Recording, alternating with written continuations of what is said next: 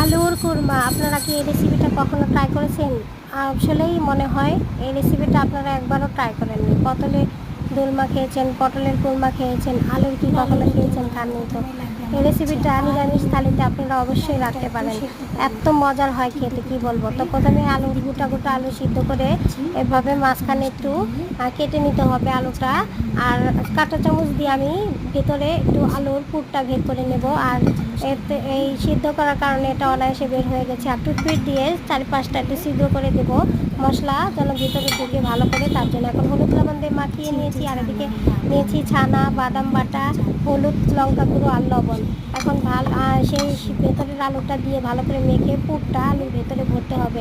ভালো করে ঠেসে ঠেসে ভরে নিয়ে এখন ফ্রাই প্যানে সরিষার তেল গরম করে আলুটা ভালো করে ভেজে নিতে হবে।